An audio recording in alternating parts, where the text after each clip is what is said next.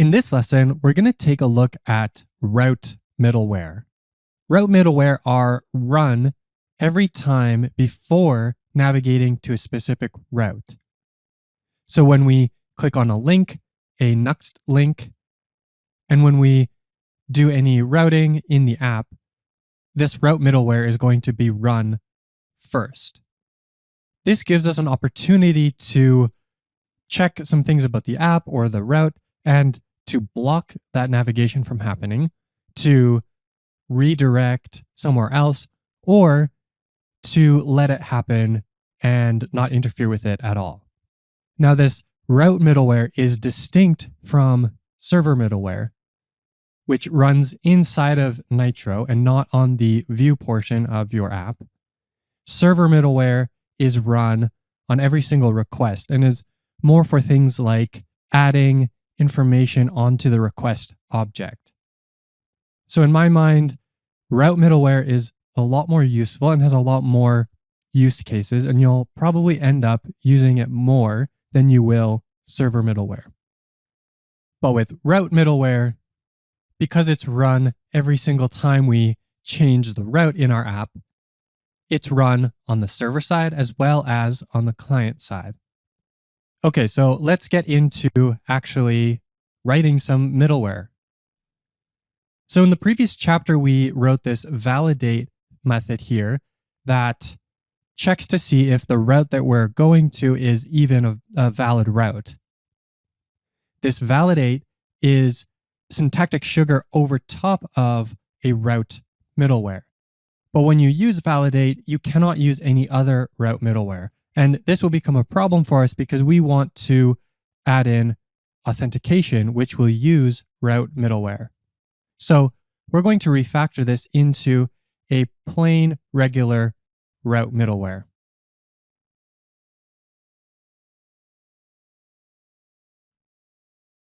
We use this middleware key, and as we see this pop up here, for the type of the middleware, we see that we can add in a string, a navigation guard, which is a method, or an array of string and navigation guards. So we just have one function here, so we're going to just put in that function.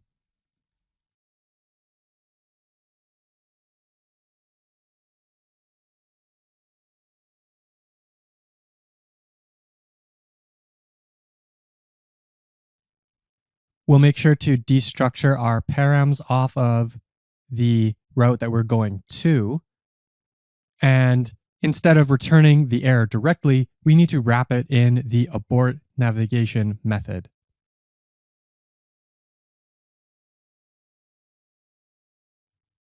And we'll do that for this other error here as well.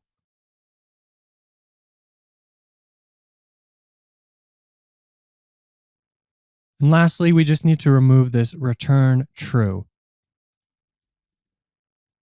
If everything works out and we're going to a valid route, we don't need to return anything. Now that we've finished refactoring our validate method into a route middleware, let's test it and make sure that it works. So I'll type in some random route up here. And because we put in a lesson that did not exist, we get lesson not found, exactly as we did before with our validate method. And let me test it with the chapter as well. Chapter not found. Perfect. So our route middleware is working as we expect it to. So let's take a second to look into what route middleware are actually doing. So they do have a specific format that we need to follow. We get a route that we're going to, and then we get a route that we're coming from. This is useful to do different validation in different circumstances. And then we need to return one of three things, or we need to do one of three things.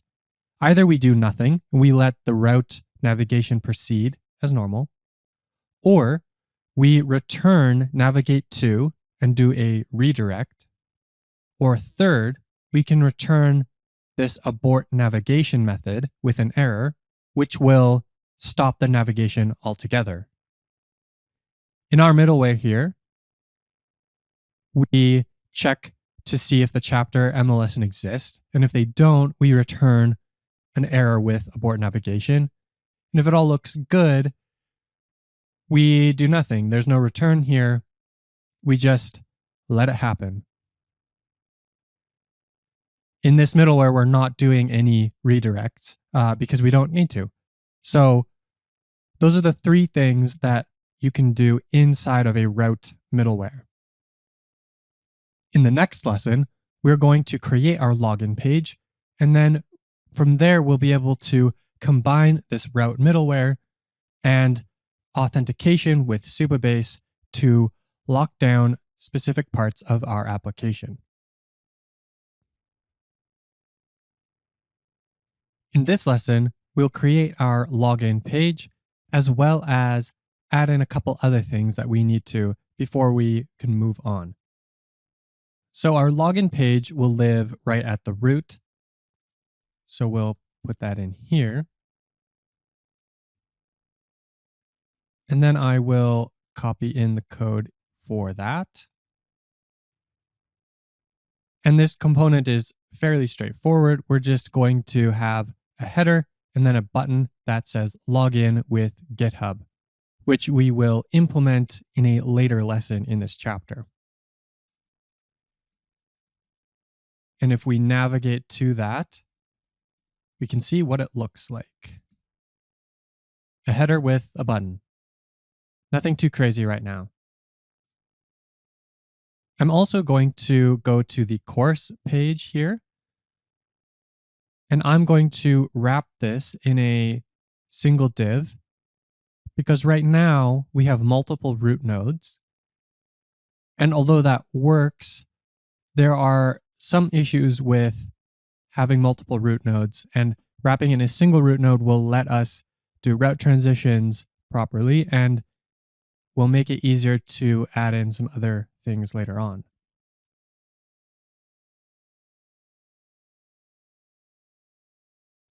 And since I'm using Prettier, I don't have to worry about indentation and all that kind of stuff. Just hit save and it reformats it for me. If you do not have Prettier installed, you can add it in as an extension on VS Code. And then enabling it for your application is very straightforward as well. You just have to go into the settings. And if you do format, you have to enable format on save. And then when you search for formatter, you can set the default formatter to be Prettier. And so now every time you save, it will format using Prettier. You can change these settings on a per language basis if you want Prettier for JavaScript files and TypeScript files, but not for HTML files or CSS. But I'll let you figure that out on your own. One more thing I want to do on this page is, you may have noticed that we're still using this mastering Nuxt 3 here, even though we have a title for the course. So I'm going to fix this up here as well.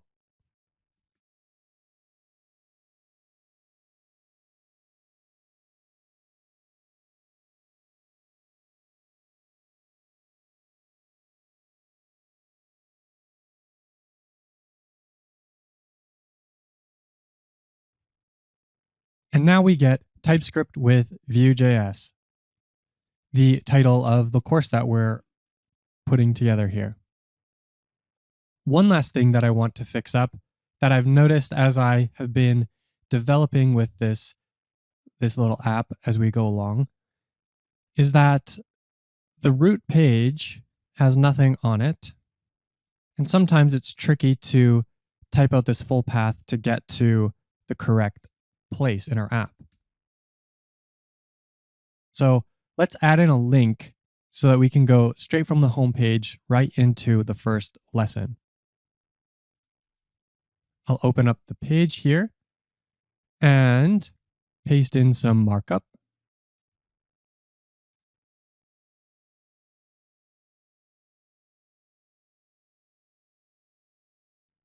And then I'm going to add in this composable use first lesson, which does not exist yet, but we will create it right now.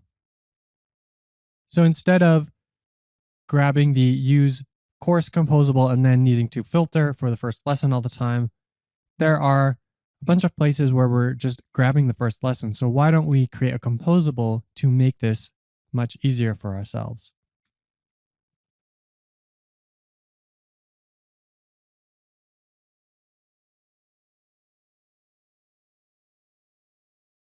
This composable is pretty straightforward. We'll grab the chapters from use course, and then we just get the first chapter and the first lesson.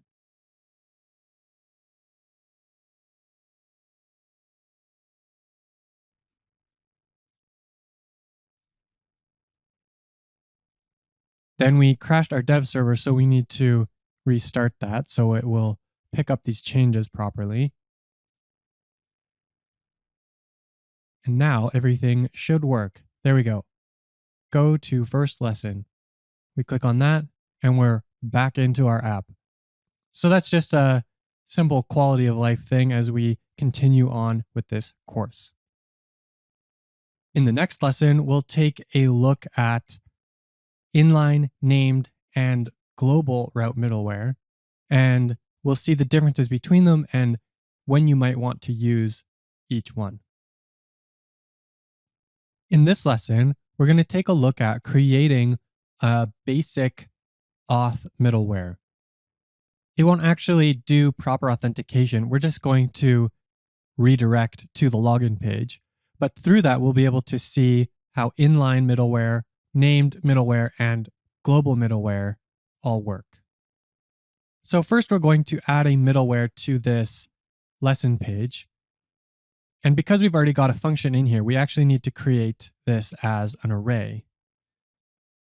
So we'll put some square brackets around this.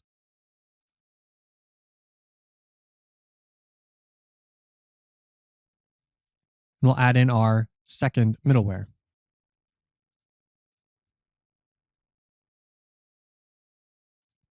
For our course app, we're going to make the first chapter freely available.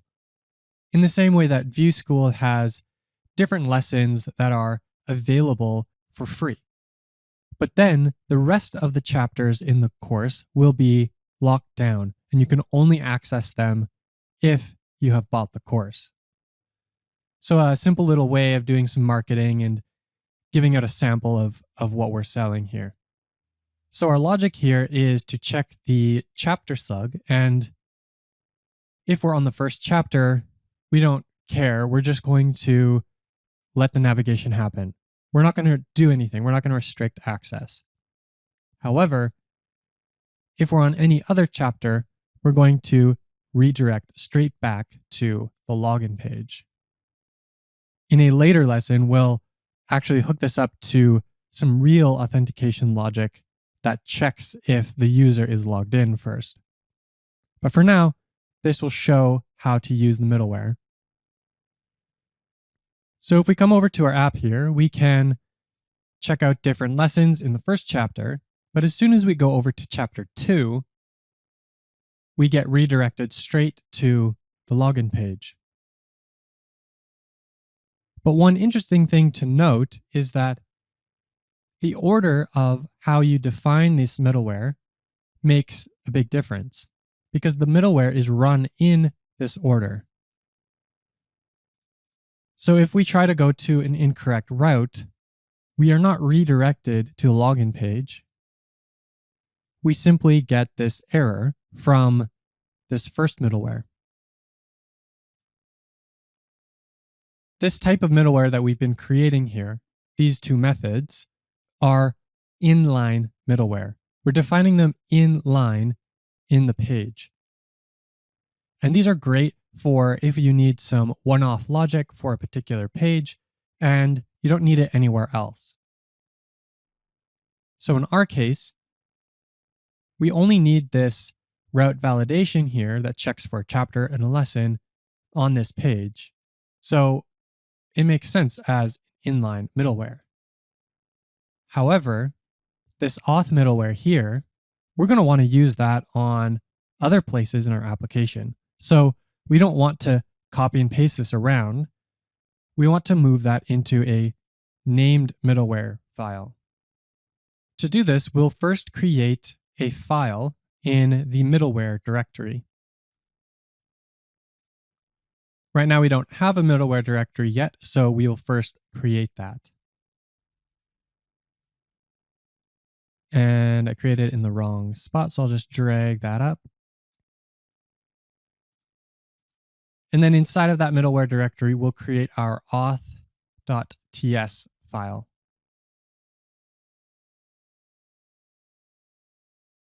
In order to create our middleware, we need to use the define next route middleware helper. If you ran this command using Nuxi, it would actually scaffold this out for us. So let's quickly see how that looks.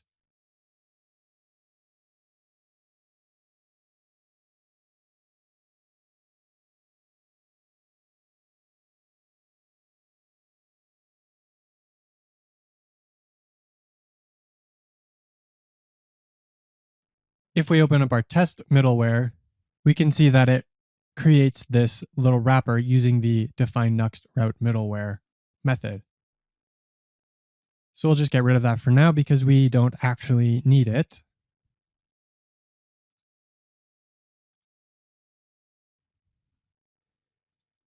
And we'll add in the logic that we had before in here.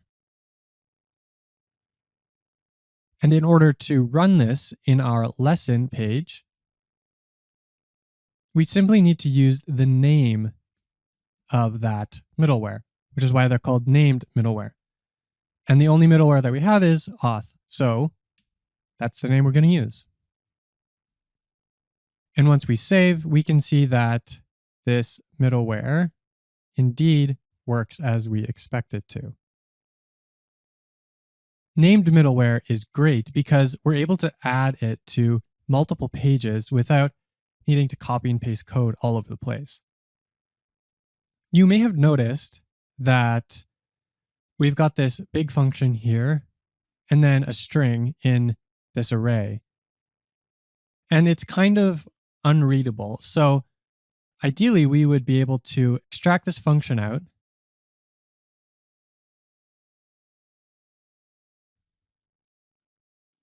and then reference it in our middleware auth.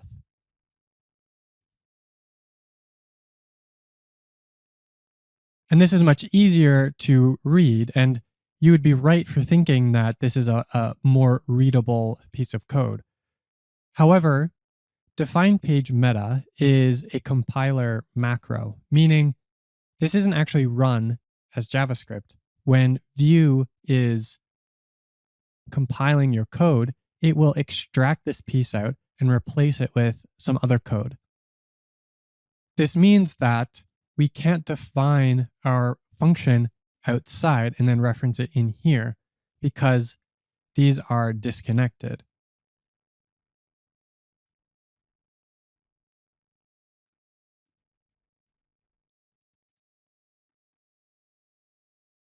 This is why we have to use the use course composable a second time, even though we've defined it out here already. This is by no means a deal breaker, but it is important to keep in mind as you are developing your inline middleware. Now we have one more type of route middleware to discuss, and that is global middleware. In order to create a global middleware, all we need to do is add .global as a suffix to our file name. And now this middleware will be run on every single route change. So if you have something that you want to be done on every single route change regardless, then this is perfect. However, if we come over here, we can see that we have an infinite redirect. So that's one problem with global middleware that you have to watch out for, in that we can lead to infinite redirects because we're constantly running this middleware over and over again. So we'll remove that off of there so we don't run it on every single one. And let's create a different middleware that we can use to illustrate how this might work.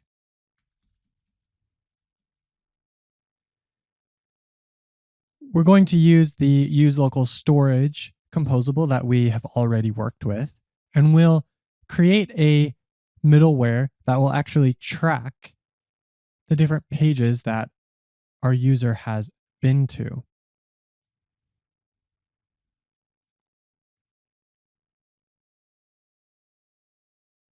We'll need to restart our dev server here.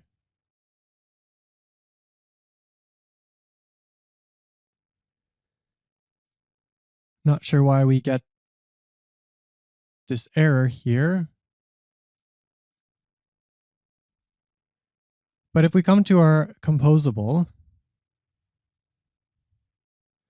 we can see that we get a lot of different routes being printed out to the console.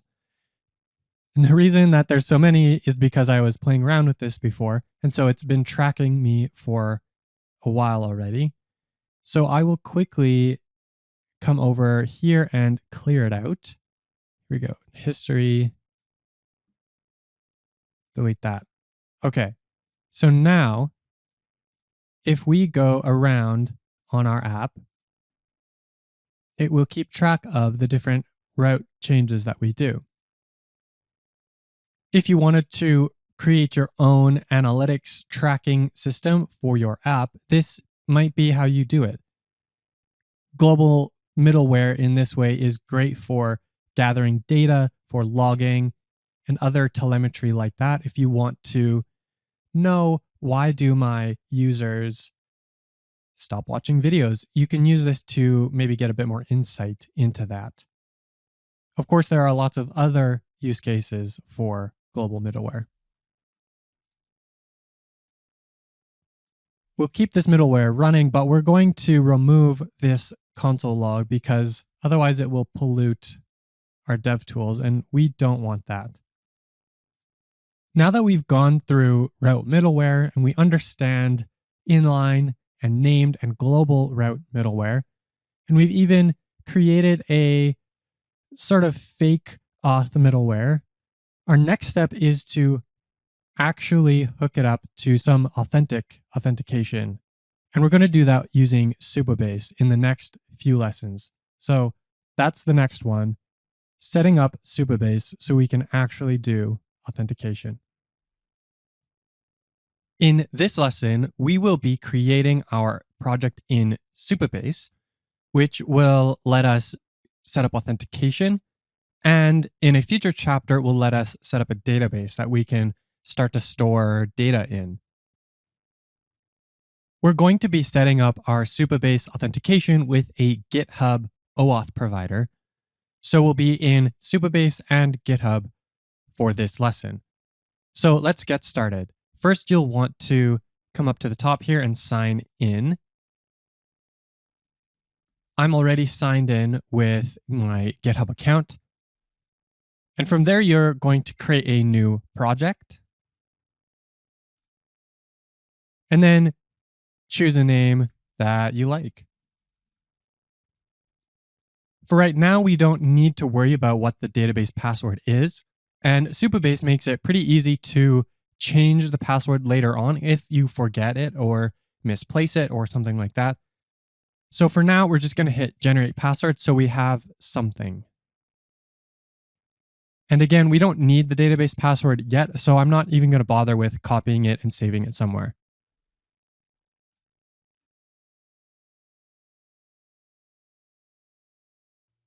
Supabase takes a few minutes to spin up our database as we need the database in order to use the authentication. But since we have our API keys here, we can actually get started setting up our GitHub OAuth provider.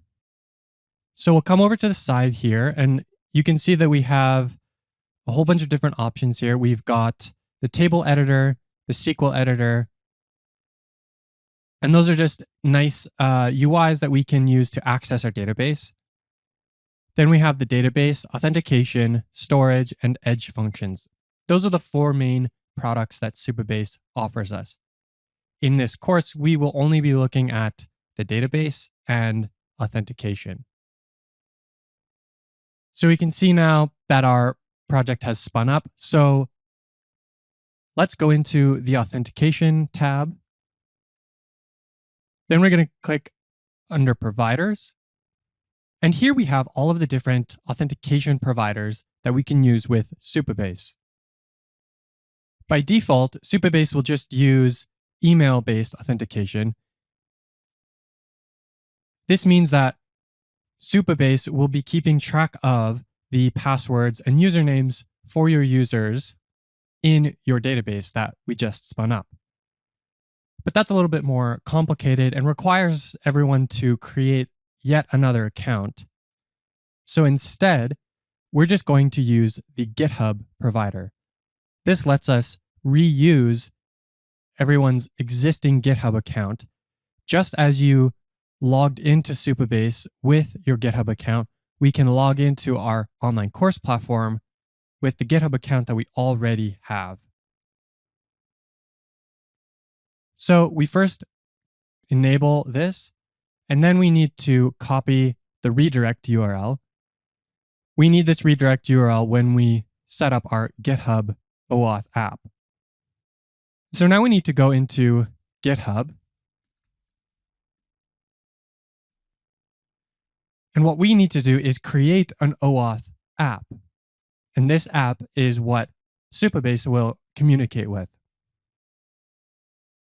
We'll go up to the top here, go down into settings, then scroll all the way down here to developer settings.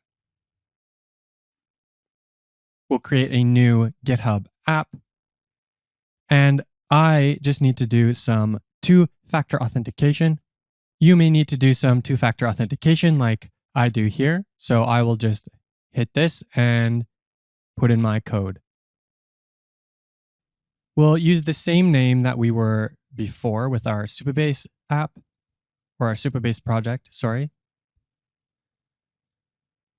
For the homepage URL, we'll use the base of the URL that we copied from our Supabase.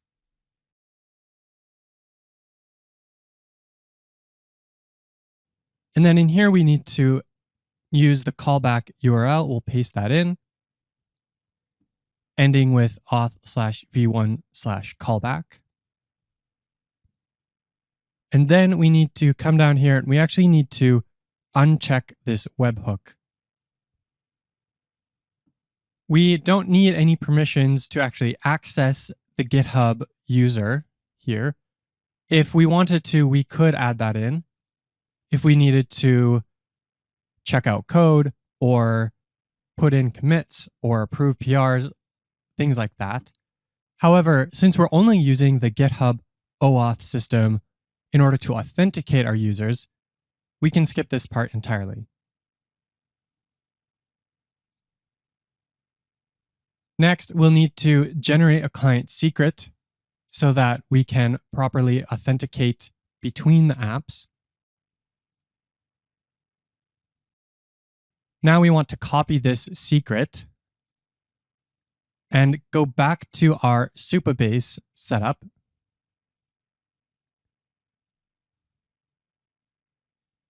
And here where it says client secret, we're going to paste that in. We also need to update the client ID here with the ID that GitHub has given us.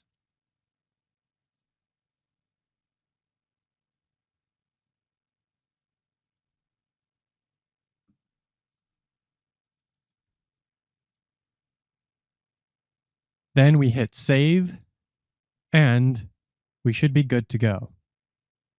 Now we have GitHub and Supabase successfully linked together so that when we use Supabase for authentication, we can actually use GitHub as an OAuth provider so that we can use GitHub accounts in order to authenticate our users without having to deal with managing accounts ourselves. In order to actually use Supabase within our app, though, we will be using the Nuxt Supabase module. This uses the Supabase JavaScript SDK, but then wraps it in reactive composables and gives support for SSR. So we'll come back to our project here. We will open up a new terminal and install the Supabase Nuxt.js module.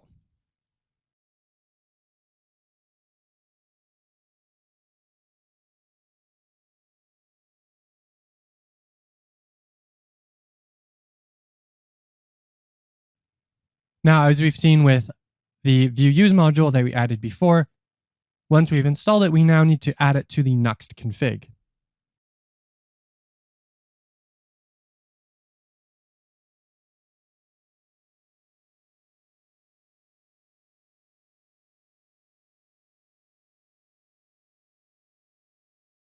Once we save, our app reloads and we can see that we get an error. The Supabase URL is required. So there's some further setup that we need to do in order to get our Supabase module to actually connect with our Supabase project. We will tackle that in the next lesson, where we'll look at environment variables and how we can use them in our Nuxt app. In our last lesson, we set up our Supabase project and connected it with our GitHub account so that we can use GitHub as an OAuth provider. But we're not completely finished setting up Supabase, so we'll finish that up in this lesson. Here we have the installation instructions from the Nuxt Supabase module. And you can see that we have done the first few steps here. We've installed the dependency and then we have gone and added it to our config. But we haven't added the right variables to the environment file. And so one question you might have here is, why don't we just add these values into the Nuxt config itself? There are two main reasons that we use environment variables. The first is that we don't want to store potentially sensitive data in our code. Git repos are not designed to store secrets like this, and so we might accidentally expose them or leak them out in some way. And it's just better to keep them all in one spot where we know we can have stricter controls around those sensitive pieces of data. The second is that we want to separate our configuration from our code. Here we have the Supabase URL that points to our Supabase project. In production, we will have one Supabase app that's got all the production data from our users, and that will need to be kept running, and we'll need to keep that data intact and make sure that we don't do anything weird with that or accidentally delete it. But we can also point that to a dev instance for when we're developing, where we can mess around with the data. If we accidentally delete it, it's not a big deal.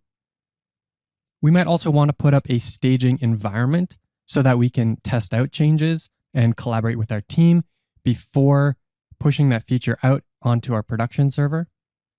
And sometimes we might even have an extra environment or two for end-to-end testing or UI testing if we're using a tool like Cypress, for example.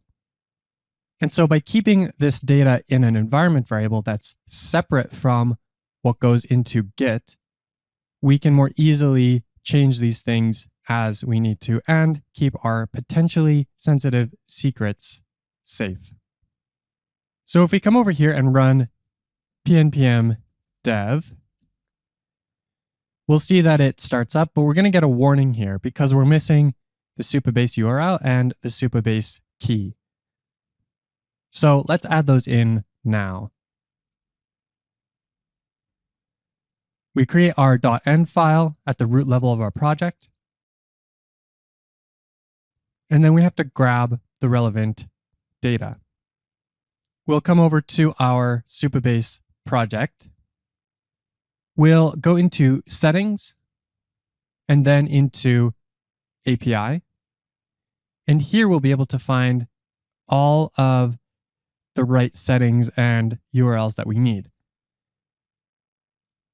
So we'll just copy this so we make sure to get the key names right. We'll copy the project URL and pop that in here.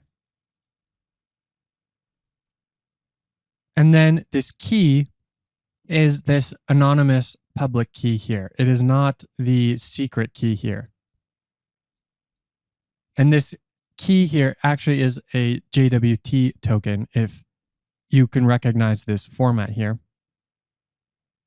So we'll save that. And if we run git status, you'll notice that it doesn't show up with anything. And that's because Git ignores these .env files because we don't want to actually store it with our code.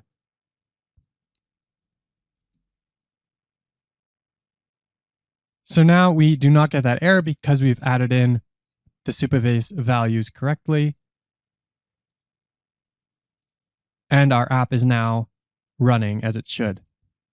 At this point, we're able to use Supabase, but only locally when we're developing.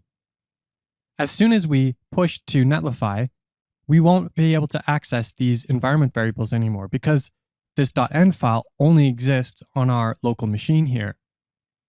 To fix that, we can use the Netlify CLI to export the .env and upload that to Netlify.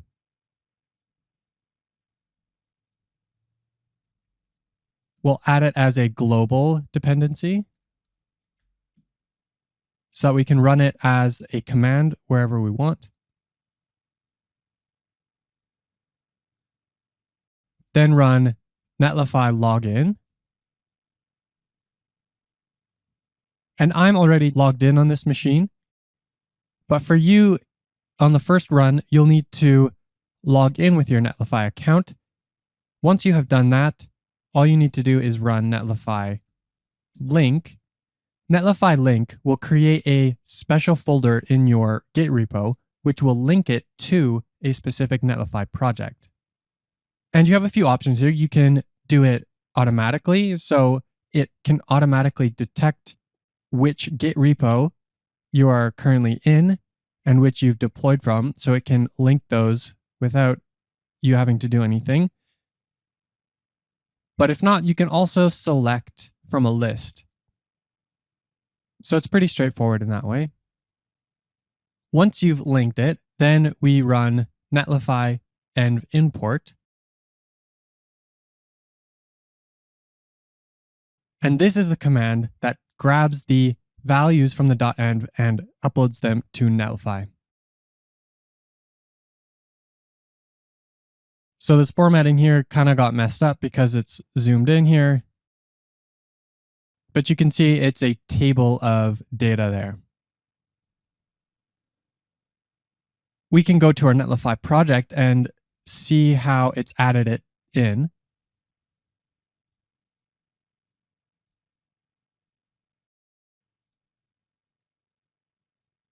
So now in settings, we go to our environment variables, and we can see that we now have a Supabase key and Supabase URL in our Netlify project.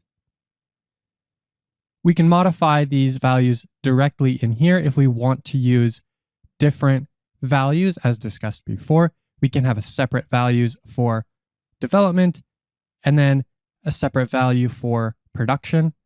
And Netlify supports having different values based on the context, whether you're in production or deploy preview. And so if you want, you can go and configure that yourself, but we're just going to stick with the one value for this course. Now we've finally set up everything that we need in order to use Supabase to do the authentication for our app. Now I'm going to recreate my project here so that we get different values in here because now that this is exposed, I don't want to risk anything with that. So I will recreate that project and see you in the next lesson.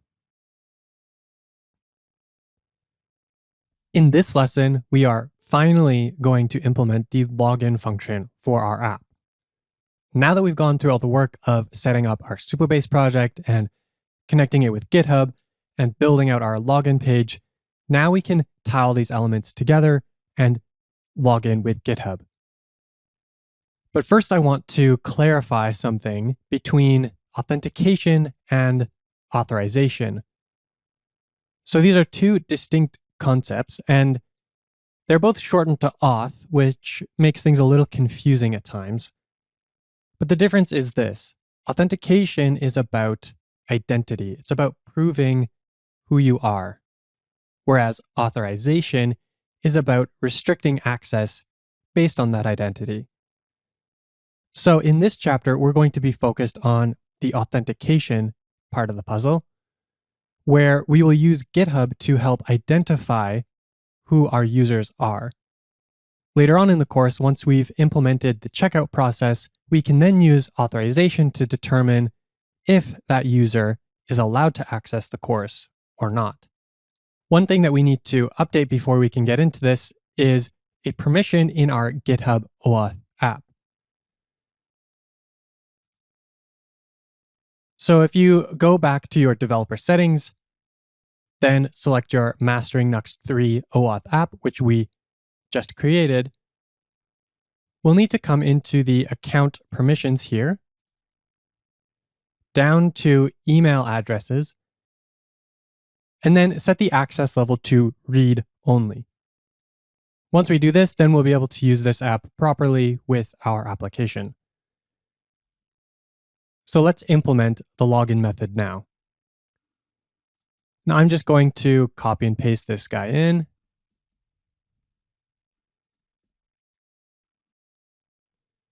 We missed an end bracket there, so I'll put that there. And at the top, we're going to grab our Supabase client using the use Supabase client composable. And from there, we can access all of our auth methods.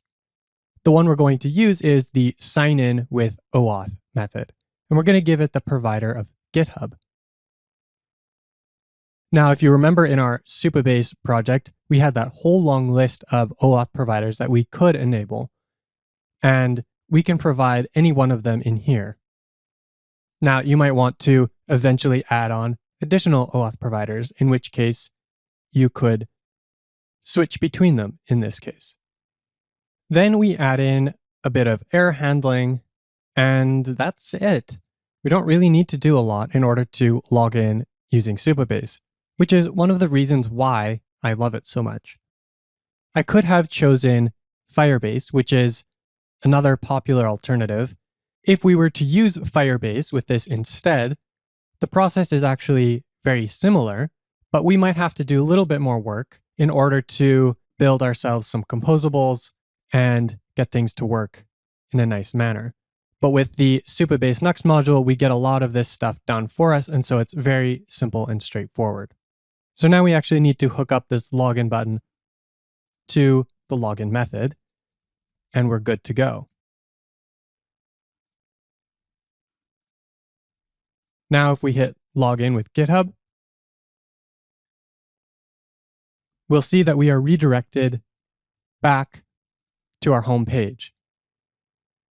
What happens in the background with OAuth is that our application redirects to GitHub, and then GitHub can determine who we are, and then redirects back to our application with a token, and that token contains information about the user.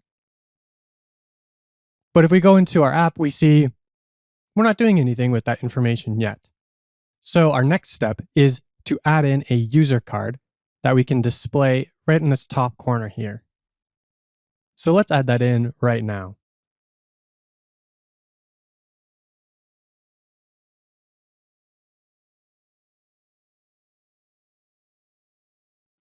This component will grab the current user using the use Supabase user composable. Then with some computed methods, we extract the name and the profile from that user object that GitHub gives back to us. And then, if the user exists, we'll display the card showing the profile picture, their name, and then giving a logout button as well. Now, a side note about this component and the way that it's designed, we could have built it with props so that we have to pass in this user object, but then the component isn't self-contained. And it's actually really nice if a component like this is completely self-contained, because no props are actually a lot easier than one prop or even two props. And so by making it self-contained, we make it a lot more reusable and easier to put into different parts of our application if we ever wanted to do that. So I save that, and we'll add it into our course page here.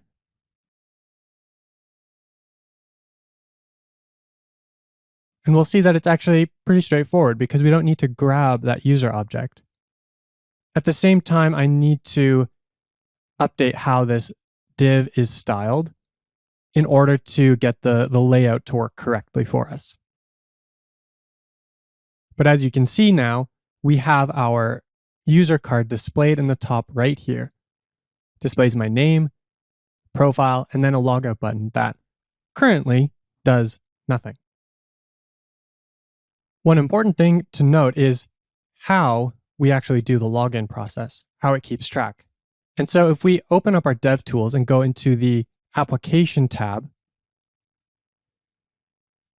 we can see that there is this SB auth token here. And this is for Supabase. And this token is the access token for us. If you want to look into this further, you can learn more about JWT or JSON Web Tokens and how they work. But we can see that this access token has some extra information along with when it will expire and when we'll need to get a new token, as well as how to get that token.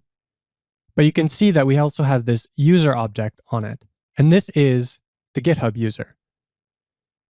And so we can see we have all of this extra metadata, email confirmed at. And so this is all the information that we're getting back from GitHub. In this lesson, we've shown how we can log in to our application using GitHub, but we also need to do the opposite action. We need to be able to log out as well. And that's exactly what we'll cover in the next lesson. In the last lesson, we saw how to log in, and this one, we're going to implement logging out of our application. But first, we're going to fix a small little typo that I put in by accident. So if we come down in our user card component, we see that we're getting this red squiggle for an error. And that's because we've got TypeScript enabled on this component. And if we hover over, we see that object is possibly null. And the error here is that I put this optional chaining on the wrong section. So it should be after the value, because user will always have value because it's a ref. It's just whether or not the value itself is null or not. So now that we've fixed that up, we can continue on and log out. So the simplest way to handle this is to simply redirect back to the login page. It can get more complicated because with our app, we have the first chapter as free, and then every other chapter we want to protect behind this authentication. And I did explore making the app so that we could, when we log out, it will first check to see if we're on a protected chapter or not. But ultimately, that actually makes it more complicated than it needs to be. And the logic gets really unwieldy, and it's actually better and much simpler to just redirect back to this login page. Ultimately, if someone is logging out, they're probably not interested in continuing with course lessons anyway. So from a UX perspective, this also is the simplest. Our logout method looks very similar to the login method that we had previously. And I'll just copy and paste this one in.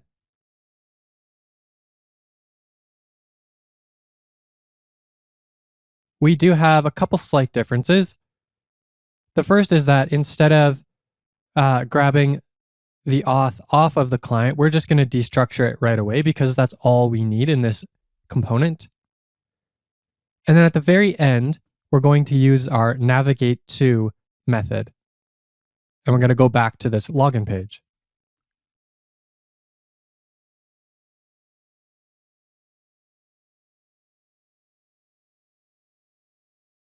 So once we add that in, if we refresh our page and we log in, go to the first lesson, we see that we're logged in. And then if we hit log out, we're taken back to the login page. But if we hit the back button, we see that we're in the app, but we're not logged in. So this works exactly as we want it to. However, we do have a slight issue, and that's to do with how the session for our user is handled between the client and the server. So I actually just did a bit of sleight of hand here. I refreshed the page in between. You may not have noticed that, but if I go back to the login page, if I log in, go to the first lesson, we're logged in, but we're still on the client side. We haven't hit the server yet. If I, without refreshing the page, come back to this logout button, and then we go back again, we'll see that we're still logged in. What causes this error is that the Supabase module doesn't properly update the session on the server side. But when we refresh the page, that does get refreshed. Now, I spent many hours trying to solve this issue and get to the bottom of it. And I dug through the Supabase module code and dug around for many hours. And I simply could not figure out how to get this to work properly. Instead, I came up with a workaround, a bit of a hack, if you will.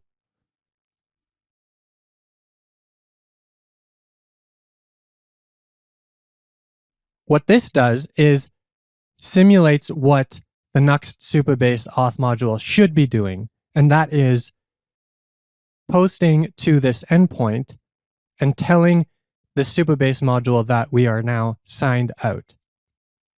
This is a great instance of putting in a hack that is not really the ideal way of writing the code, and ideally you'd be able to figure out why the Nuxt Supabase module is doing this. Maybe we've configured something wrong. Maybe it's a bug in the auth module itself. I don't know. But occasionally you will need to simply get the thing to work, to ship it. We've all got deadlines. We all have targets that we're trying to hit. We're trying to roll new features out. And we don't always have the time or the ability to figure everything out 100% and make the code perfect. So sometimes you just have to put in a hack like this, get the code to work, and then move on. Now, hopefully in the future, we'd be able to come back to this, refactor it, clean it up. But for now, the code works, and that's the most important part. So I'll just do a quick demo of this so we can see. If I log out, we go back here. So we'll do the full thing again. We'll log in, go to our first lesson. And now without refreshing the page, I'm going to hit log out. And if I hit the back button, you can see that we are now properly logged out of our application. So now that we have login and log out working, the one thing that we are missing is that even though we're logged in, if I try and go to chapter 2, we're redirected back to the login page. And that's because our route middleware does not check to see if we have a user logged in. So that's what we're going to cover in the next lesson. In this lesson, we're going to do two final things in order to finish up our auth for this app. The first thing is to update our route middleware so that we're actually checking for a user to see if we're logged in or not. And the final thing is to provide redirects so that when we're logging in, we get redirected back to the spot that we were trying to go to in the first place. To update our route middleware, we need to open up the file first.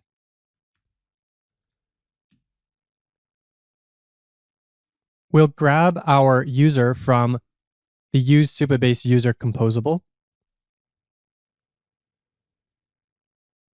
And then we'll add into this condition here, if the user is active, if the user exists, then we're going to not do anything.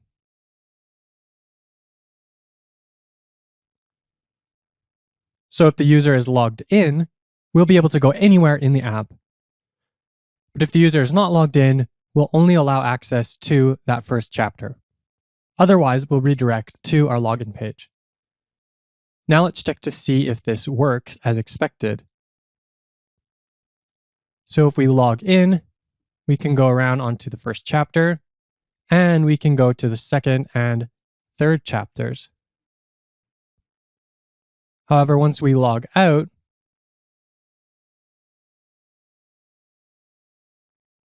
we can click around on the first chapter, but as soon as we try and go to the second chapter, we're redirected back to the login page. So this is the thing that we've been trying to achieve and do this entire chapter, and it took us a while, but we finally got all the pieces together in order to do authentication. But that's just the first piece that we wanted to tackle in this lesson. Because if we go back to our app here, if we want to go to lesson 2 of chapter 2, but we're not logged in yet, the user experience is a bit janky. So we click on the link, we're brought to the login page, we log in, and I need to reauthorize because GitHub is wondering why I'm logging in and out so much. And we're brought back to the home page, but that's not where I wanted to go. I wanted to go to the second lesson of the second chapter. And so I'd have to click on this and then click here again. What we want to do instead is that as soon as we've logged in, we're redirected right back to this route, to the route that we were trying to go to in the first place. In order to do this, we're going to keep track of that route in our query.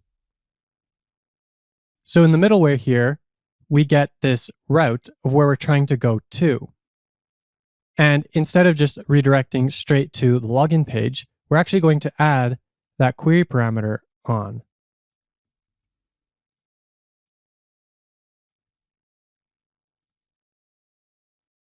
We're going to take that full path and add it to a redirect to query. Then in our login page, we can grab that query and use it to redirect properly.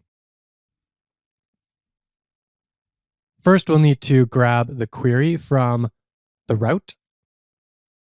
Then, in order to construct the URL that we want to redirect to, we take the origin of where we currently are and that query parameter that we passed from our middleware.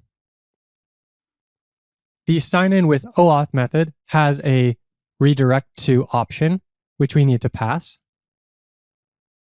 From there, we need to add in a watch effect, which will watch to see if the user switches from logged out to logged in.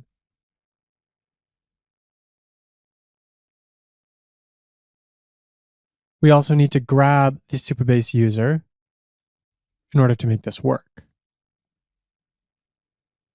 So what this watch effect does is it will run immediately because it's a watch effect and not just a basic watch. And then if we have a user that's logged in, we will redirect to wherever this redirect to query tells us to. The reason that we need to have this in here and we can't just rely on the redirect to in the Supabase method here is that when Supabase redirects us back to where we want it to go, the middleware does not yet know that we're logged in. And so it kicks us back into the login page yet again. My suspicion is that it's the same session syncing issue that we ran into when logging out. And the same thing applies here. This piece of code enables it to work. And so we're going to go with that. And so to see it working, we're going to log out of our app. Then we'll navigate to the first lesson here. And then as you can see, we click around on the first chapter, we're able to see it just fine. But then when we go to chapter 2, we're redirected to the login page, but we've got that redirect to query param in here. Then we hit login with GitHub. And magically, we're logged in and redirected right back to chapter 2, lesson 2, and we're logged in. So now we've added a bit of a nice UX polish on top of this, and our users will be happy because they don't have to click around all the time, and it just works nicely. In this chapter, we've been talking a lot about OAuth. We've seen in Supabase, we have a ton of different OAuth providers, including GitHub and many, many others. And so in the next lesson, I'm going to take some time and explain what OAuth is at a high level and how we're using it in this application. And that will be the last lesson in this chapter. In this lesson, we're going to take a deep dive into OAuth. So we spent most of this chapter working with OAuth and setting up GitHub providers for OAuth, using Supabase in order to interact between our app and that GitHub app. But we haven't really talked about what OAuth is or how we're using it in this application. So why do we even need OAuth in the first place? The main reason is that we want to stop sharing login credentials with our applications. We only want to enter in the password on the service itself. Instead, with OAuth, we're able to share tokens that represent that permission to log in somewhere. And it helps a lot that this is a widely adopted industry standard. So whenever we're interacting with logins and credentials, we're able to use OAuth and understand how OAuth works because it's used practically everywhere. So let's imagine that we are trying to build ourselves a Twitter bot. So on the left, we've got the user, myself here, and I'm going to interact with the bot. I'm going to set it up, configure it to post hourly or daily or whatever it is that I want to do. And then that bot is going to interact with Twitter and do all the posting on my behalf. In the past, before OAuth, I would have to take my username and password and send it over to the Twitter bot so that the Twitter bot could then use that username and password on Twitter. And now the bot is able to log in into my account and post, like things, retweet, all of that. However, if that bot turns evil, it still has our username and password, which is not a good thing. So to avoid that, the industry came up with this idea of OAuth. We have you as the user. We have the bot, which we call a client or third-party application. Then we have the resource server. This is the thing that we want to access. So this would be the Twitter timeline, being able to post new tweets, retweet. That's what the resource server is. It's the thing that we actually want to access. The real innovation with OAuth comes with this addition of the authorization server. Now, before we talked about the difference between authentication and authorization. And authorization is the process of determining if someone can access something. And that's exactly what this server does. It's a separate server, and its only job is to determine, can this user access this resource? In our app, we're not using Twitter, but we're accessing GitHub instead. And so the flow works something like this. We want to log in through our app, so we hit the login button. Then our app redirects to the GitHub authorization server. Here, we log in to GitHub. And if we're already logged in, then GitHub knows this and it can check, and it will just redirect us back once we've logged in. But when we redirect back to the app, it actually gives us this access token. And this access token is the key to the whole process. Because once we have that token, we can then, from our app, access the resource server. So with our Twitter bot example, once we have logged in and gotten that access token, we can then use that token when we want to make tweets, when we want to retweet, when we want to like. And that access token is what the resource server is expecting. This access token represents our permission to actually interact with it. And in this way, OAuth lets us avoid the need of passing around our username and password. And instead of passing these credentials around everywhere, we instead pass around this access token. For the purposes of our application with the online course platform, we're not actually accessing this resource server. So we're using the OAuth flow in a little bit of a simpler way. We're not creating PRs, we're not closing issues, we're not needing to do any of that kind of stuff on GitHub.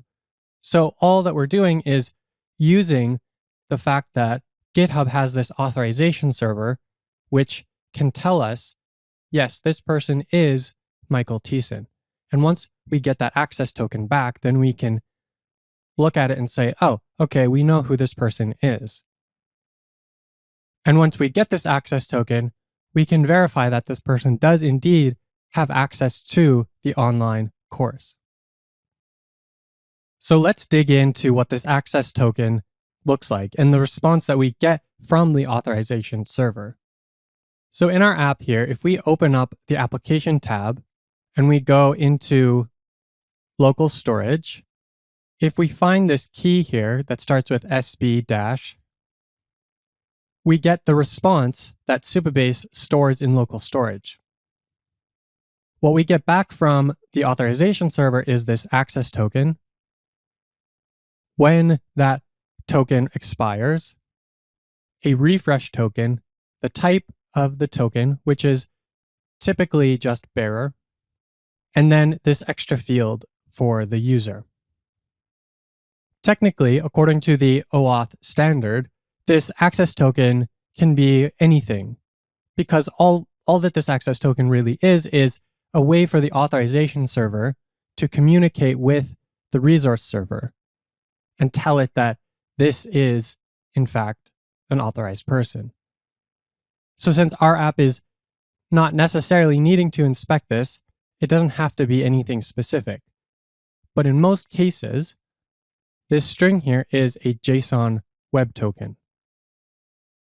And so we can copy and paste this whole token.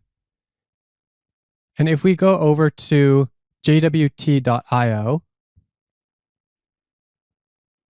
we can paste our token in and it will decode it for us so we can see what's going on here. The first part of our token is the header, which describes how it's been encoded and other metadata like that. Then the bulk of it is the payload. This is all of the metadata, the data about the authenticated user, and information about the token itself. Finally, at the end, we have the signature. The signature is really important because it allows us to verify that this payload was not tampered with, that this token is the correct token, and it allows us to verify that it came from the right spot. So the token is created using the header, the payload, and the secret, which would be shared between the authorization server and the app that we're working with. Because they share the same secret, and because this signature is calculated using the payload, if any one of these things is off, the signature will not be correct, and we can know that. And so the signature gives us some security in knowing that this token is still a good token. But the interesting part here is what's in the payload. The first few fields here in this payload are standard OAuth claims. And these are used in order to determine the audience, who the token is for, the expiration time, and the user of this token. And these fields are mostly useful for, again, communicating between the authorization server and the resource server. So as app developers ourselves, we don't need to concern ourselves with these values as much. The interesting part for us comes with all of this extra metadata. And this extra metadata here is really the reason why we're using OAuth in order to authenticate with our application. Because we get the email, we get the phone number if that's created with the GitHub account.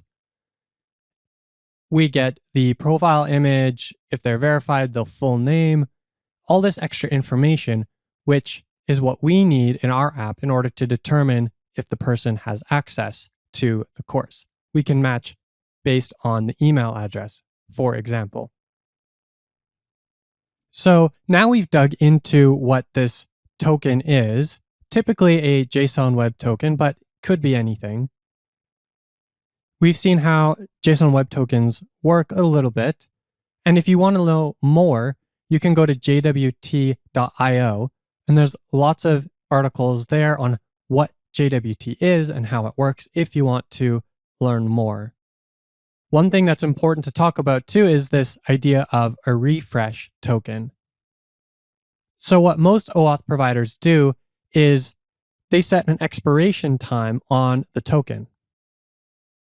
Once the access token is expired, then we have to use this refresh token to go back to the authorization server and get a new access token. And the reason that we expire tokens like this is because it's possible that tokens can get leaked out. So for example, I have pasted this token into this video for you all to see. And so if this token never expired, you could, in theory, copy this whole thing and then potentially hijack my session or do something nefarious like that.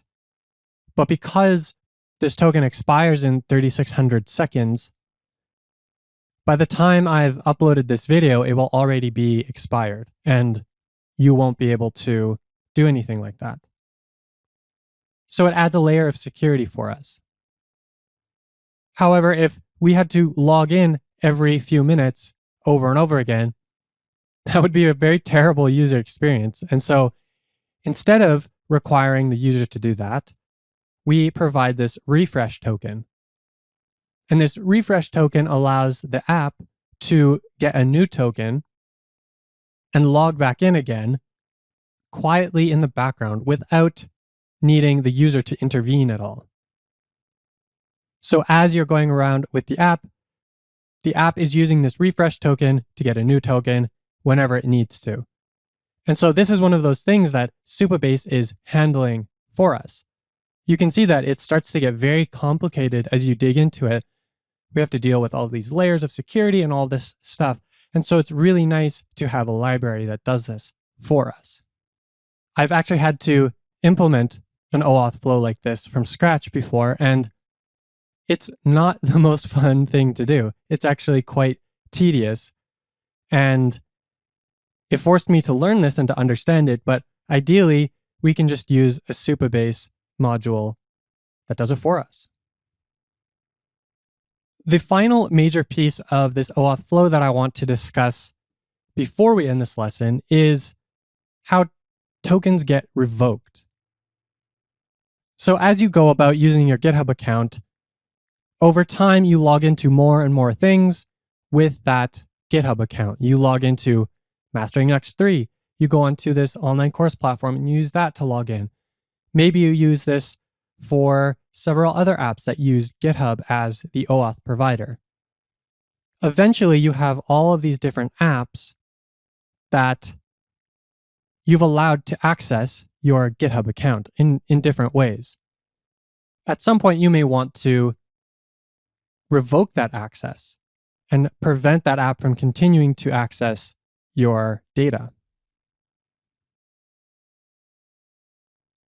So if we come into GitHub, we can revoke the tokens and prevent the app from continuing to access our profile. We'll go down to Settings and Applications, and we'll go over to Authorized OAuth Apps. And you can see here that I have 16 different applications that I've authorized to use with my GitHub account. We've got Auth0 for authentication, Code Sandbox, Mastering Next, Netlify. I have an integration with Notion, Rollbar, StackBlitz. We've got a lot of different things here. And as I go through this, I can see, oh, there's a lot of things that I potentially don't need, yet they continue to be able to access my profile. But from here, I can, for example, come in and revoke access. And what this does is it will prevent that application from using its refresh token to get a new access token. And in that way, we continue to have, as the user, we continue to have control over what applications can access our data. If we had instead given it our login credentials, the username and password, we would have to change the username and password to prevent that application from logging in. But with OAuth, because we use access tokens instead as an abstraction for login credentials, we can revoke those access tokens on a per app basis. And so this gives us a lot more security and a lot more control, and it's just a better system for dealing with authentication, and especially OAuth is a very complicated and deep subject. And luckily for us with Supabase, we don't need to know a lot about it in order to use it. However, if you do want to dig deeper, there are some great resources online. OAuth.com gives you a whole book on understanding OAuth in the deepest sense, as well as jwt.io to learn about JSON Web Tokens, as we saw before. And I'm sure there's lots of great YouTube videos and other things like that out there as well on OAuth. But again, this concept is not necessary in order to build production applications. I only recently learned how OAuth works, and I struggled for a very long time to understand OAuth, and only recently did it click for me. So if you don't understand it completely, that's fine. As long as you understand the basics and the reason why we have OAuth in the first place, and you can use Supabase or Firebase or whatever tool it is that you want in order to do authentication in your app, then in my mind, that is good enough. Now that you've made it all the way to the end of chapter 4, you should understand a lot more about authentication and using it along with route middleware in Knux 3. We covered inline, named, and global route middleware, as well as setting up Supabase and GitHub in order to add the authentication that we need into our application. Finally, we also took a look at OAuth, and although we didn't get super deep into OAuth, which is a very complex subject in and of itself, we did see a bit about how it works and why we need it.